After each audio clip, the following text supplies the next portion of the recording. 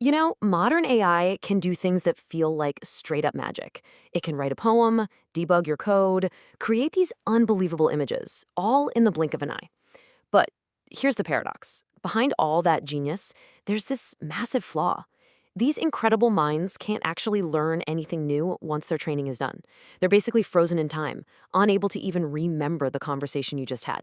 And that is the huge puzzle researchers are trying to crack right now. And this quote, which comes directly from a recent Google research paper, just hits the nail on the head for what we're talking about today. To build an AI that can actually grow and adapt with you, like a personal tutor who remembers your progress or a creative partner who understands your style, we can't just keep doing the same thing but bigger. We need a totally new way of thinking. So that's the big question we're diving into, right?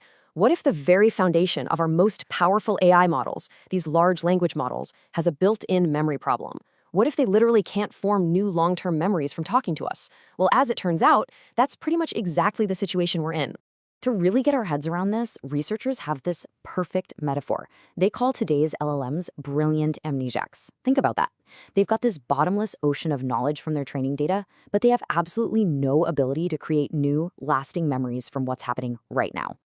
And look, this isn't just some catchy phrase they made up. It's a direct comparison to a real medical condition called anterograde amnesia. With this condition, a person's memory is, well, it's locked. They remember everything from before it started, but they can't form new long-term memories after. Every experience, every conversation, it's brand new every single time. Okay, so check this out, because this is where the comparison gets wild. On one side, you have a human patient. Their world is split between the long past before their amnesia and this tiny fleeting window of the present. On the other side, an LLM. It's exactly the same. Its long past is all of its training data, and its present is just the text you're typing right now, the context window. It's like having a sticky note for a brain. The second you start a new chat, that sticky note gets thrown in the trash. Poof, gone forever. So, okay, if the problem looks a lot like a brain problem, maybe, just maybe, the solution is in the brain too. That's exactly what's happening. Researchers are now looking at the ultimate learning machine, our own brain, to find the blueprint for a better artificial mind. And this image, wow, it perfectly shows a key secret. Our brain isn't running on one single speed. It's like having a whole orchestra of clocks, all ticking at different rates. You've got these super fast gamma waves for processing what's happening right now, and then these slow, deep delta waves that are all about locking in memories for the long haul. This multi-speed approach is the secret sauce to how we learn continuously. So what are the big takeaways from the brain's playbook? Well, researchers have zeroed in on a few key secrets. First, this idea of learning at different speeds at the same time. Second, the brain's amazing ability to physically rewire itself, which is called neuroplasticity.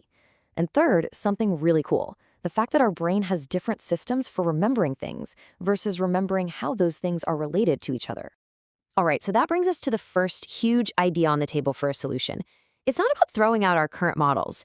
It's a completely new way to see them. It's called nested learning, and it gives us a new lens to uncover these hidden layers of learning that were there all along. So for the longest time, we've kind of looked at an AI model like this, right? Super simple. Just a flat series of layers, data goes in one side, and answer comes out the other. A pretty straightforward linear process. But here's the aha moment. Nested learning lets us peek under the hood.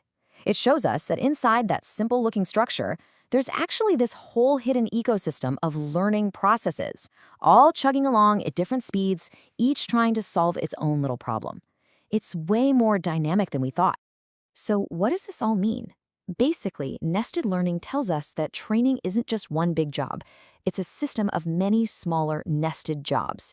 Some parts of the AI are learning super fast, adapting to what you just typed, while other parts are learning way more slowly, building up that deep, long-term knowledge, kind of like those different brainwaves we saw earlier. Okay, so that's a new way of seeing the learning process. But at the same time, another team of researchers is working on a whole new way of building AI memory. And they're taking inspiration from that third secret from the brain, separating the what from the how. It turns out our brains are super specialized. They don't just lump all memories together in one big pile. We use one part, the perirenal cortex, to remember individual things, like an object or a person. And we use a different part, the hippocampus, just to remember the relationships between all those things. This separation is why we're so good at flexible thinking. Let's make this super simple. Item memory is the what. So you remember a key, you remember a phone. Two separate facts. But relational memory is the how. It's not just that you saw a key and a phone, it's that you saw the key on top of the phone. That connection, that relationship is a totally separate piece of information and it's stored differently in your brain. So, building on that idea, they created an AI with a two-part memory system. First, it just stores individual facts and experiences in an item memory. Simple enough. Then, it has this special tool, the SAM operator, that looks at all those individual items and figures out how they all relate to each other. It uses that to build a totally separate relational memory. And then, these two memories talk to each other to reason about the world. So, where are we now? What happens when you put these two huge ideas together? You combine this new lens of nested learning with this new structure for memory, and suddenly you have a really clear roadmap for the future of AI. Look, if there's one thing to take away from all this, it's this. We are at the start of a massive shift. We're moving away from this old train once, deploy forever model. The new goal is to create truly dynamic systems, AIs that can learn from every single interaction, that adapt and evolve over time. A lot like we do. And all this leads us to one final, kind of mind-blowing question. An AI that actually remembers, that learns from its mistakes, that builds on past conversations. That's not just a slightly better tool. It's a completely different kind of intelligence. So if we actually manage to cure AI's brilliant amnesia, what incredible new things will it remember to create?